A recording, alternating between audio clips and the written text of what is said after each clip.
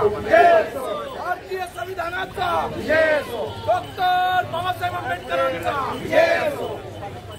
बाबासाहेब आंबेडकर हे कौतिक साहेब यांचं स्वागत करत आहेत. महाराष्ट्र राज्य बाजारपेठ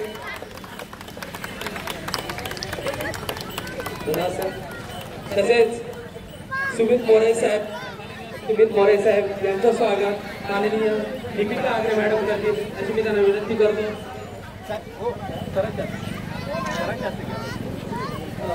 माननीय बाबासाहेब आंबेडकर साहेब करतील अशी मी त्यांना विनंती करतो.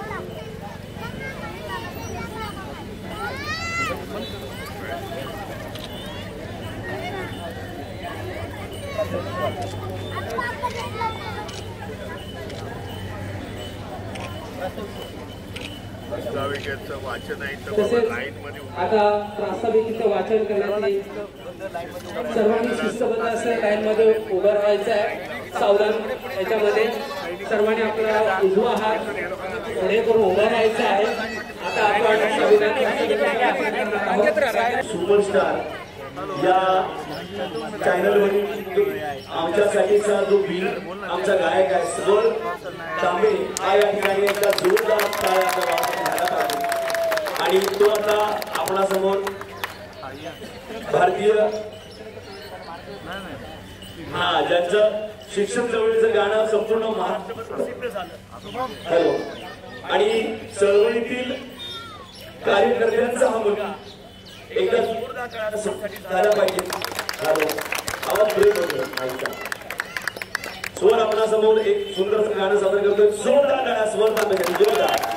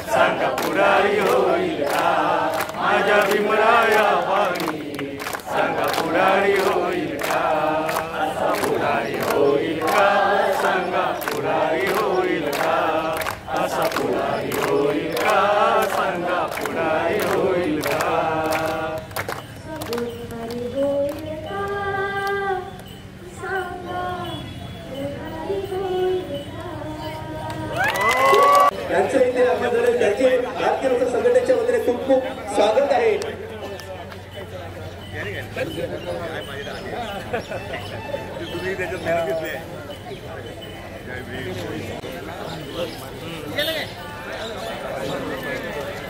मी विशाल गायकवाड यांना विनंती करतो की सुमित वाघमारे साहेब यांचं संघाची प्रेम पुष्प करावं.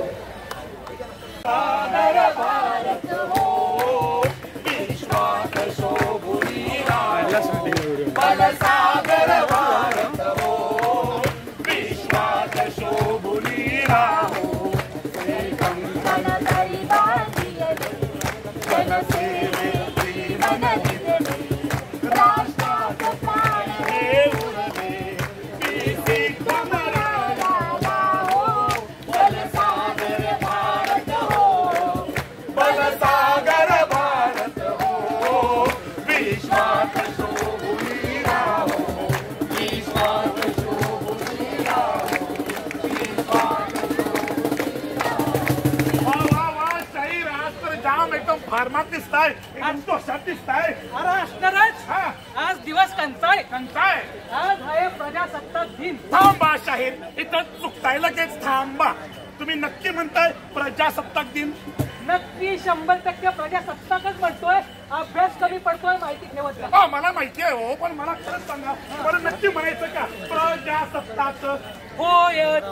हा का? पण शाहीर मला सांगा, प्रजा कुणाची असते?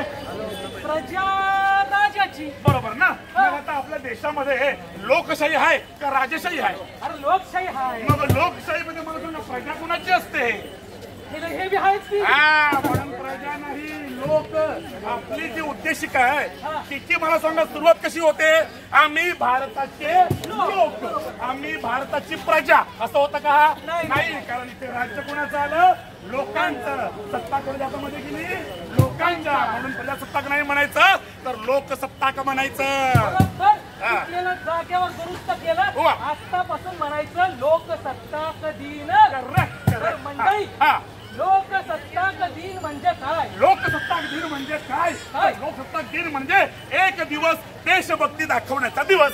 ओय ओय सोंगाड्या, अरे काय काय बडबडतोय? काय बडबडतोय? बरोबर तर बोलतोय. अहो तुम्ही बघा ना, सगळ्यांचा फेसबुक पोस्ट बघा, व्हॉट्सअपला स्टेटस बघा. आज सगळे आपल्या जाती धर्म प्रांत विसरून एक दिवस भारतीय बनतील आणि परत मग उद्या आपल्या जातीला धर्माला प्रांताला चिकटून बसतील. मग कुठला भारत आणि कोण भारतीय? अरे सोंगाड्या, अरे तुला देशाचा अभिमान आहे की नाही? या बलशाली भारताचा अभिमान आहे की नाही? कसं ना शाहीर, ज्यांचा अभ्यास व्हॉट्सअप युनिव्हर्सिटी घेतलेला नाही त्यांना वाटू शकतो अभिमान, पण ज्यांना सत्य माहिती आहे, ज्यांना वास्तवाची जाण आहे, ते प्रश्न विचारणारच. हो का? हा, प्रश्न विचारणारच. होय. सत्य, हा, वास्तव. हो ना. अरे संजय दत्त, अरे काय सत्य काय वास्तव? काय नेमकं? शाहीर थांबा जरा, थोडीशी फट बोलायला मला. बघा कसं आहे ना, आम्ही शाहीर, आम्ही ना कोंबडे आहोत. कोंबडे. हा, आम्ही हंड्रेड कधी कोंबडे आहोत. कोंबडे कसं आहे, आम्ही जगाच्या आधी जागे होतो आणि मग जगाला जागा करत सुटतो. हो का? बंद कर, बंद कर. हा तुझ्या तोंडाचा पट्टा बंद कर. चला पट्टा चला, तुम्हाला शर्यत दाखवतो. हा म्हणजे रेस तेवढं कळता येत. बरोबर. चला भाग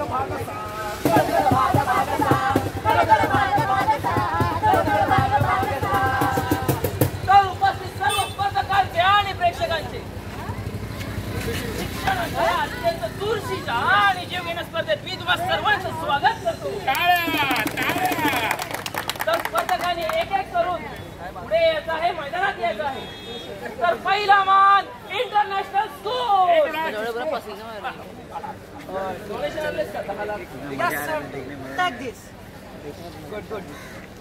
या रेषेच्या पुढे जाऊन उभं राहायचं. रेषा लाईन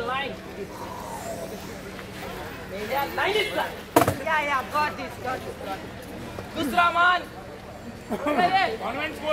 कॉन्व्हेंट स्कूल. ठीक आहे, हा मुलगा दिसतोय, याच्या मागे जाऊन उभं राहायचं. आणि तिसरा मान सीबीएसई बोर्ड. या लाईनवर उभे राहा. आणि आता सगळ्यात शेवटचा मान म्हणजे चौथा मान. चौथा मान बीएमसी स्कूल. पैसे नसतीलच, सगळ्यात शेवटला उभा राहा. On your mark. साईड बघा. काय चाललंय सोंगाड्या? बघा. हा बघ, लाईनच्या 4 पावलं पुढं. बरोबर. ही लाईनच्या 3 पावलं पुढं. बरोबर. हिला बरोबर लाईनीवरच ठेवलंय. बरोबर.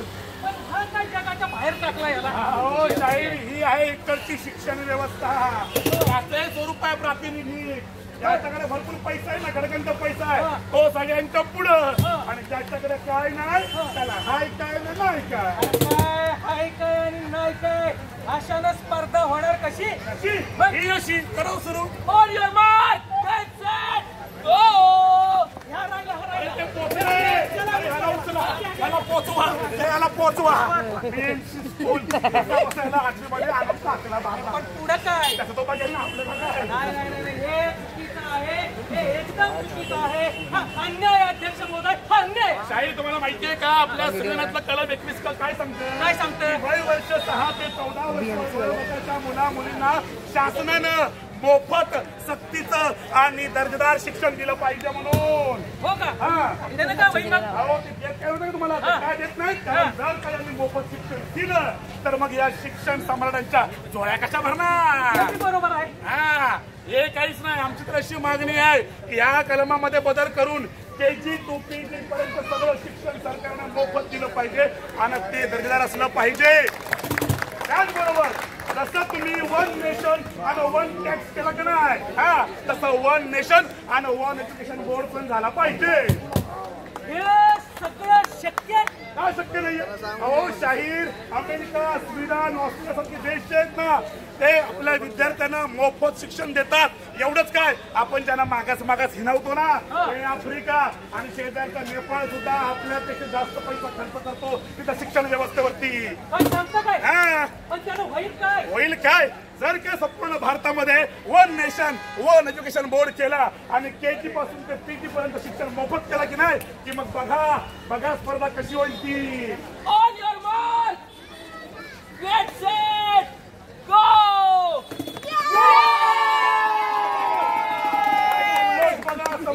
जल्लोष बघा. भारी. नाही कळलंय मला. म्हणजे कसं माहितीये का, म्हणजे KG to PG पर्यंत मोफत शिक्षण हे झालंच पाहिजे. आणि दुसरी गोष्ट 1 नेशन 1 एज्युकेशन बोर्ड तर झालंच पाहिजे. एकदम पटलं. बघितलं का कसं पहिलं सागर भागात पडणाऱ्याला आपटलं. काय अजून काय राहिलंय? अहो नाही बाकी आहे, पण त्याआधी तुम्हाला काय ऐकू येतंय का? नाही बा. ऐकू येत नाही? अहो माझ्या पोटात कावडे एवढे मोठमोठ्याने ओरडताय, तुम्हाला ऐकू येत नाही? अहो मला भूक लागली, येताय खायला? एवढीच्यासाठी किती पापड पसार. सॉरी येताय खायला? काय बघताय? पैसे नाही वाटतं? नाही पैशांचं काहीच टेन्शन नाही. मग भुकायचं नाही. भूक नाही? अहो चला पैसे मी देतो. चला किंमत लागली भूक म्हणजे जब नौकरी मिलेगी तो क्या होगा, सूट होगा, पाँव में बूट होगा, हाथों में चोरी का हाथ होगा. ग्रेजुएट वड़ा पाव घ्या, ग्रेजुएट वड़ा पाव. ग्रॅज्युएट पकोडा घ्या, PSC पकोडा. PSC बुट्टा ले लो. मंचुरियन घ्या, मंचुरियन. पहिलं सॉंग घ्या. कसली भारी नाव आहे ती. ग्रॅज्युएट वडापाव. आणि हा बघा काय तो PhD पकोडा. आणि ही ITI आणि हा ITI भुट्टा.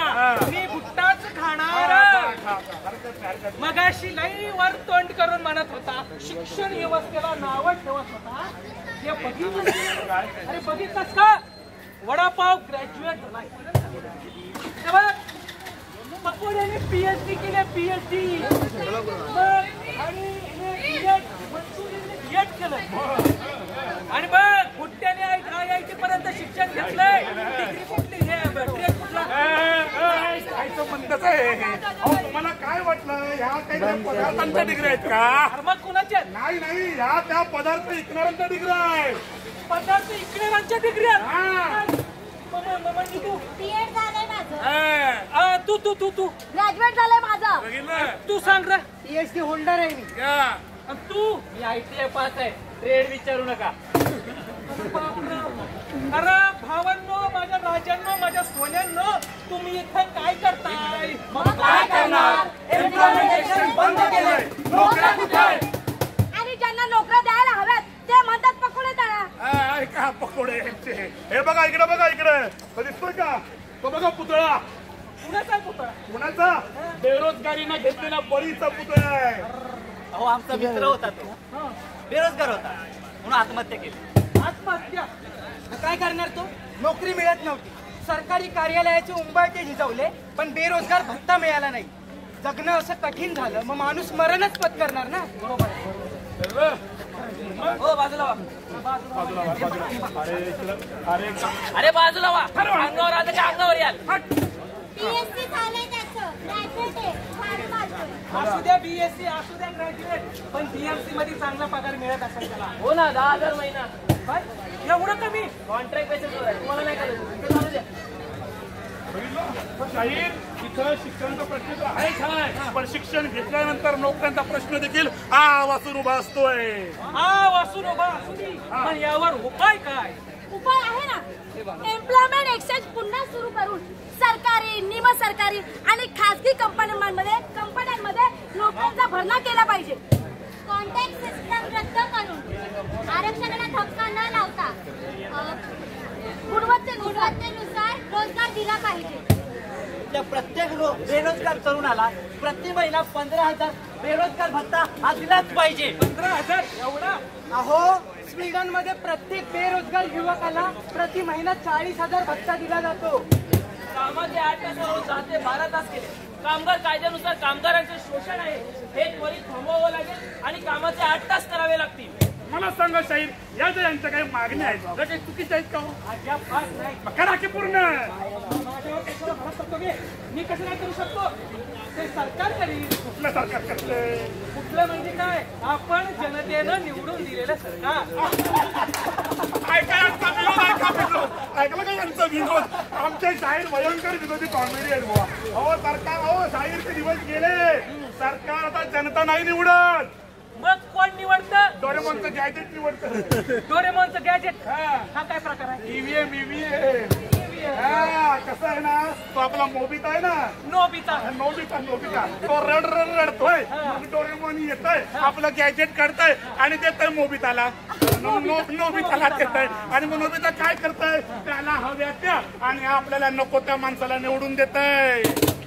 मला पटतच नाहीये मुळात. मी मान्यच करू शकत नाही अजिबात. कारण की आपलं सरकार आणि निवडणूक आयोग सुद्धा काय सांगताय? ईव्हीएम मशीन हॅक होऊ शकत नाही. बघा आपलं सरकार एवढा विश्वासार्ह आहे तर आपला विश्वास ठेवावाच लागेल. आणि शेवटी निवडणूक आयोग म्हणजे काय तर स्वायत्त संस्था आहे हो. बरं ठीक आहे, आम्ही विश्वास ठेवाच लागेल. पण शाहीर मला आठवत आहे, मागच्या महिन्यात तुमच्या फेसबुकच्या अकाउंटवरून बघा असतील फोटो टाकलेले होते, तुम्ही टाकले होते ना. खरं सांगा. नाही, इथं नातेवाईक असतील असं काही बोलू नको. त्यांनीच लिंक पाठवली होती. तसं नाही. म्हणजे काय झालं होतं, माझं अकाउंट हॅक झालं होतं. असं कोण सांगतंय? पैसे मागायचे नाही सोंगड्या, खरंच अकाउंट हॅक झालं होतं. त्यांनी ते फोटो टाकले होते. मी कशाला तसलं काय करीत नाही. मग शाहीर, ज्याला एवढं सिक्युरिटी कोड असतात, OTP असतात, व्हेरिफिकेशन कोड असतंय, ते जर का तुमचं फेसबुक अकाउंट हॅक होऊ शकतंय तर ईव्हीएम का हॅक होऊ शकत नाही? पण टेक्नॉलॉजी नावाची गोष्ट असते का नाही? आपला देश प्रगत कसं काय होणार? मग ऐकलं का? म्हणजे भारत प्रगत होण्याकरता आता फक्त ईव्हीएमचा आधार आहे हो आपल्याला. अहो शाहीर, तुम्हाला माहिती आहे का, जे प्रगत देश आहेत ना, म्हणजे अमेरिका, चीन, जपान, हे सुद्धा ईव्हीएमचा वापर करत नाही. अरे पण तुझं नेमकं म्हणणं काय? आमचं म्हणणं एवढंच आहे की जनमताशी विश्वासघात करणाऱ्या या ईव्हीएम मशीन आहेत की नाही, या बंद करून टाकायच्या आणि त्या ठिकाणी बॅलेट पेपरवर निवडणुका घ्यायच्या. त्यानं काय होईल? त्यानं असं होईल की लोकांचा लोकशाहीवरचा विश्वास जो आहे की नाही, तो अखंड राहील, तो अबाधित राहील आणि लोक या लोकशाही प्रक्रियेमध्ये सहभागी होतील. अहो शाहीर, निवडणुका हा लोकशाहीचा सगळ्यात मोठा सण आहे हो. त्याला मला सांगा, बट्टा लावून कसं काय चालणार आहे? म्हणून याच्या पुढच्या सगळ्या निवडणुका ईव्हीएम वापरायचं नाही, फक्त आणि फक्त बॅलेट पेपरच वापरायचं, अशी आमची मागणी आहे. वा. नाही, हे मला पटलंच आहे. म्हणजे कसं आहे, इथल्या मूळ समस्यांना बगल देऊन खोट्या आश्वासनांचा, खोट्या विकासाचा किती डोलारा जरी उभा केला तरी तो कोसळणारच. त्यापेक्षा स्वातंत्र्य, समता, न्याय, बंधुत्व या 4 तत्वांनी जर पायाभरणी केली, पाया पक्का केला तर देश प्रगत होईलच. पण महासत्ता झाल्याशिवाय सुद्धा राहणार नाही. करेक्ट. पण ते कधी? तिथल्या प्रत्येक विद्यार्थ्याला शिक्षण दर्जेदार असो, ते मोफत मिळत नाही. इथल्या प्रत्येक युवकाला जोवर रोजगार मिळत नाही. ईव्हीएम मशीन रद्द करून निवडणुका बॅलेट पेपरवर होत नाही. इथला शेतकरी सुखी आणि समृद्ध होत नाही. भारतीय संविधानाची अंमलबजावणी काटेकोरपणे होत नाही. जोवर इथला जातीयवाद पूर्णपणे संपून इथला प्रत्येक नागरिक मी प्रथमतः भारतीय, मी अंतिमतः भारतीय जोवर म्हणत नाही, तोवर हा भारत बनसागर होणार नाही. होणार पण कधी होणार माहितीये का?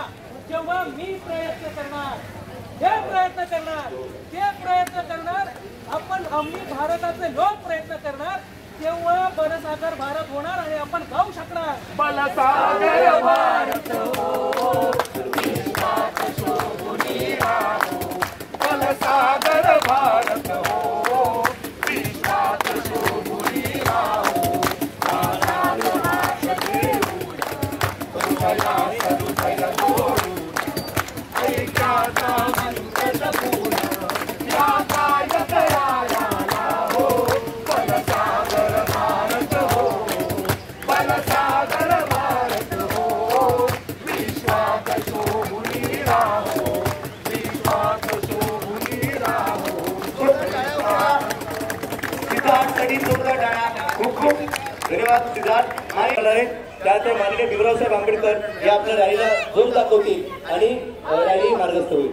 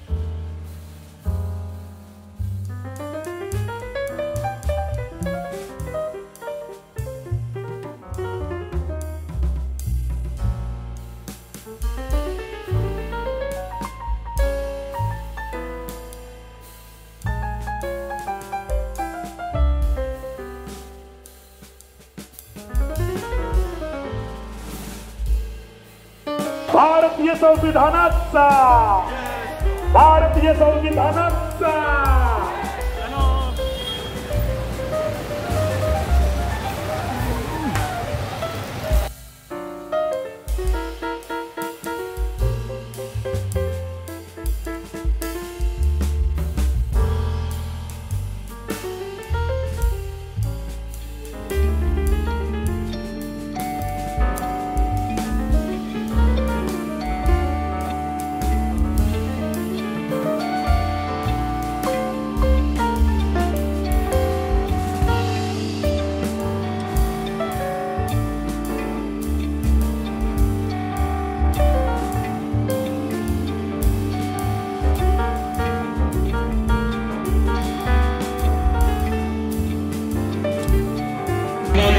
विश्वरत्न डॉक्टर बाबासाहेब आंबेडकर, माता रमाई आणि संत गाडगे महाराज यांना याची डोळा याची वेळी कायदेनिमित्त आपल्यात उपस्थित हो अशा मातोश्रीच्या वतीने गणपती बोलून करतोय.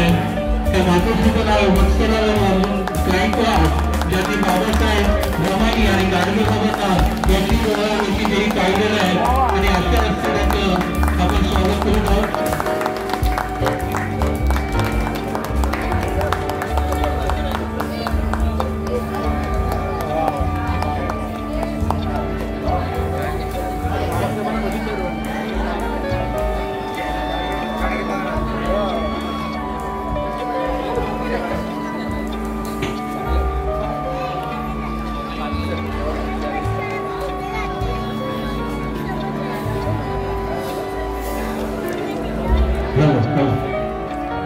सर्वांनी हात जोडायचा आहे.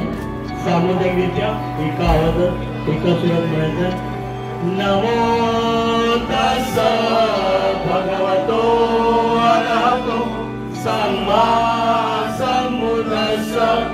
नमो तस्स भगवतो अरहतो सम्मा सम्बुद्धस्स नमो तस्स भगवतो अरहतो सम्मा सम्बुद्धस्स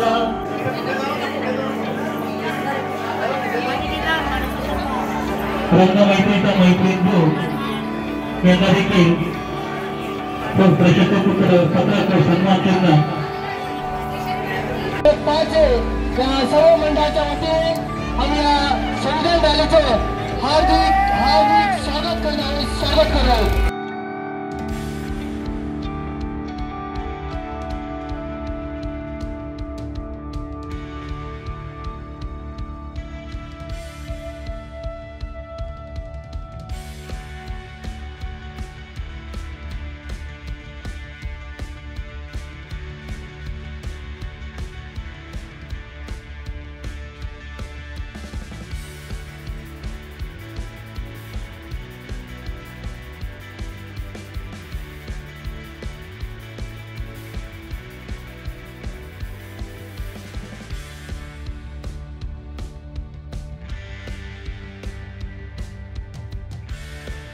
सर्वांना विनंती करेन की आपण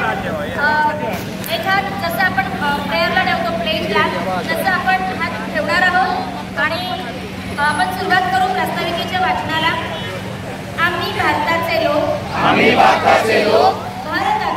भारताचे एक सार्वभौम समाजवादी धर्मनिरपेक्ष लोकशाही गणराज्य घडवण्याचा व त्याच्या सर्व नागरिकांस सामाजिक आर्थिक व राजनैतिक न्याय विचार अभिव्यक्ती विश्वास श्रद्धा व उपासना यांचे स्वातंत्र्य दर्जाची व संधीची समानता निश्चितपणे प्राप्त करून देण्याचा आणि त्या सर्वांमध्ये व्यक्तीची प्रतिष्ठा व राष्ट्राची एकता आणि एकात्मता यांचे आश्वासन देणारी बंधुता प्रवर्धित करण्याचा संकल्पपूर्वक निर्धार करून आमच्या संविधान सभेत दिनांक 26 नोव्हेंबर 1949 रोजी हे संविधान अंगीकृत आणि अधिनियमित करून स्वतः प्रत अर्पण करत आहोत. जय भारत जय संविधान. We are Indians. जय भारत जय संविधान. माननीय डॉक्टर अजूबा पडकर यांच्या वतीने ठरावाप्रमाणे काही वर्षी भोजनदानाची व्यवस्था करण्यात आली. त्यामध्ये सरांचं आपल्या सर्वांच्या वतीने खूप खूप धन्यवाद. माननीय मिलिंद चिंचवडकर आंबेडकर चळवळीचे कार्यकर्ते त्याचबरोबर सुरेंद्रजी खरात यांना मी विनंती करतो आणि डॉक्टर अजूबा पडकर यांना पुष्पगुच्छ आणि सर्वोत्तम देऊन पत्रिका देऊन त्यांचा सन्मान करावा. माननीय सुरेंद्र खरात आणि माननीय मिलिंद चिंचवडकर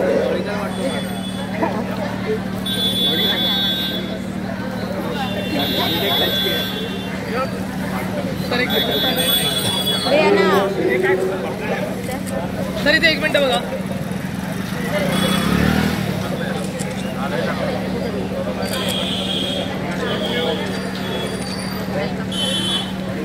व्याज पण साहित्यिक आहे, खूप चांगला निघाल आहे.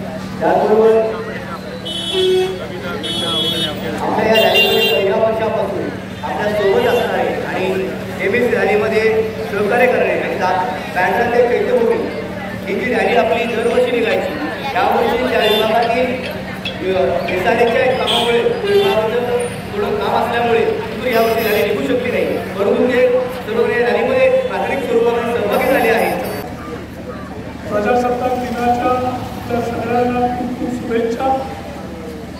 भारतीय लोकसत्ता संघटना गेली कित्येक वर्ष खास करून तरुणांमध्ये प्रजासत्ताक दिन संविधान आणि या देशाच्या लोकशाहीबद्दल जे समाज जागृतीचं काम अमोल पृथ्वीराज आणि त्याचे सहकारी जे करतायत त्याबद्दल त्यांचं करावं तेवढं कौतुक कमी आहे.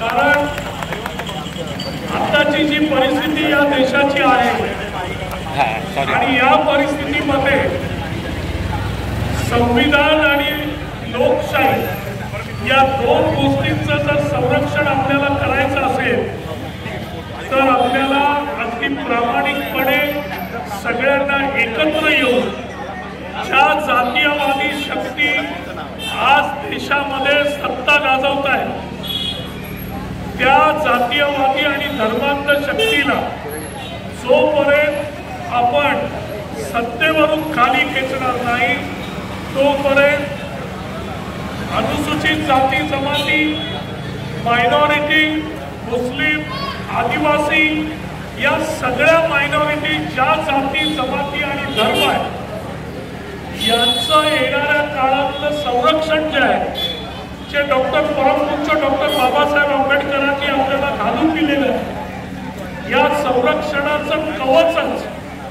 तोडण्याचं काम, भेदण्याचं काम या जातीयवादी शक्ती सत्तेमध्ये बसून करतायत. आणि जर आपण वेळीच जागे झालो नाही आणि वेळीच यांना सत्तेवरून खाली खेचलं नाही तर या देशाची लोकशाही संपेल आणि देशाची लोकशाही संपेल म्हणजे देशाचं संविधान जे आहे ते संविधान संपेल.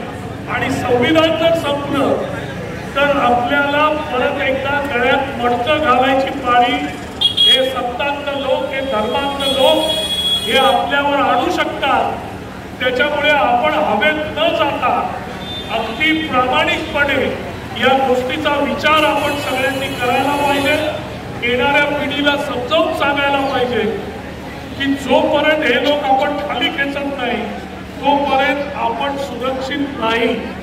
ऑलरेडी त्यांनी आपल्या स्कॉलरशिप्स कमी केलेले आहेत. आपल्याला जे फंड मिळतात हॉस्टेलचे म्हणा, महिलांच्या बाबतीतले म्हणा ते सगळे कमी केलेले आहेत. PhDच्या सीट्स कमी केलेल्या आहेत. MPhilच्या अनुसूचित जातीच्या सीट्स कमी केलेल्या आहेत. पार्टी तसंच इतर ज्या परीक्षा आहेत त्याच्यामध्ये मॉडेल तयार केलेले आहेत की ज्याच्यामुळे आपल्याला नोकऱ्या लागू नयेत. आपल्याला जे रिझर्वेशन जे आहे ते सरकारी नोकरीत आहे, प्रायव्हेटमध्ये तर नाही आहे. आता या लोकांनी सरकारी नोकरीमध्ये पण प्रायव्हेटचं आरक्षण आणण्याचा प्रयत्न या लोकांनी सुरू केले. आज पूर्णपणे मंत्रालय किंवा गव्हर्नमेंटच्या सगळ्या जर कार्यालय तुम्ही बघाल तर त्याच्यामध्ये त्यांनी प्रायव्हेट नोकऱ्या देण्याचं काम सुरू केलेलं आहे. याचा अर्थ तुम्हाला आणि मला त्या नोकऱ्यांमधलं आरक्षण जे आहे ते त्यांनी मागच्या दरवाजाने संपवलेलं. त्याच्यामुळे येणाऱ्या निवडणुकी ज्या आहेत ही रात्र महिन्याची आहे. आपल्याला सगळ्यांना या बाबतीत प्रामाणिकपणे विचार करणं भाग आहे. नाहीतर अस्मितेचा प्रश्न, जातीचा प्रश्न, धर्माचा प्रश्न याचा विचार केला तर येणारी पिढी तुम्हाला आणि आम्हाला माफ करणार नाही. कारण येणारी पिढी विचारेल की अमोल मोदीराज तुम्ही काय करत होता की ज्यावेळी अशा पद्धतीचं संकट आपल्या डोक्यावर होतं त्यावेळी तुम्ही आपसात का वाटत बसता, का तुम्ही यांना सत्तेवरून खाली खेचायला कमी पडला. ही येणारी पिढी आपल्याला प्रश्न विचारेल. आपलं तर शिक्षण झालंय पण येणाऱ्या पिढीचं काय. तर यासाठी आपण लोकशाही आणि संविधानाचं जर संरक्षण करायचं असेल तर आपण जागरूकपणे डोळे उघडे देऊन आणि समाजाच्या प्रगतीसाठी आपण एकत्र येऊन काम करणं गरजेचं आहे.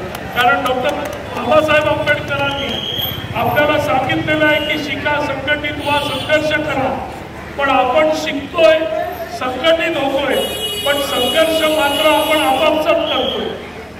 जो संघर्ष आहे तो त्या सत्तेशी करायला पाहिजे. त्यांच्याशी न करता आपण आपापसात संघर्ष करतोय. तर त्याकडे जर आपण लक्ष दिलं तर येणाऱ्या काळामध्ये आपल्याला चांगले दिवस येतील आणि यासाठी अशा प्रकारची संविधान यात्रा, अशा प्रकारच्या वेगवेगळ्या चळवळी, वेगवेगळे प्रोग्राम की ज्याच्यातून भारताची लोकशाही आणि भारताचं संविधान कशा प्रकारे टिकेल त्याची जनजागृती होणं गरजेचं आहे. म्हणून पुन्हा एकदा भारतीय लोकसत्ताक संघटना, त्याचे सगळे कार्यकर्ते, अमोल मोदीराज, वैभव, तसेच आमच्या बरोबरचे आमचे मकरंद कासगावकरजी, तसेच विलास कैरेजी, माझे बंधू सुनील वाघमारेजी, स्वप्नील सरोदेजी, विजय बल्लाळजी, हे सगळे लोक ज्या पद्धतीने या सगळ्या कार्यक्रमाला तुम्हाला सहकार्य करतात, भावना आमची एकच आहे की अशा प्रकारचं कार्य तुम्ही करत राहा आणि संविधान आणि लोकशाहीचं संरक्षण आपण सगळ्यांनी मिळून एकत्र करूया, एवढी भावना मी आज व्यक्त करतो. आणि आपण सगळे इकडे आलात, आम्हाला तुमची सेवा करण्याची संधी दिली, त्याबद्दल अमोल मोदीराज, तुमची भारतीय लोकसत्ताक संघटना, सगळ्या माझ्या तरुण बंधू भगिनींचे, विद्यार्थ्यांचे मनपूर्वक आभार. जय हिंद, जय महाराष्ट्र, जय भीम.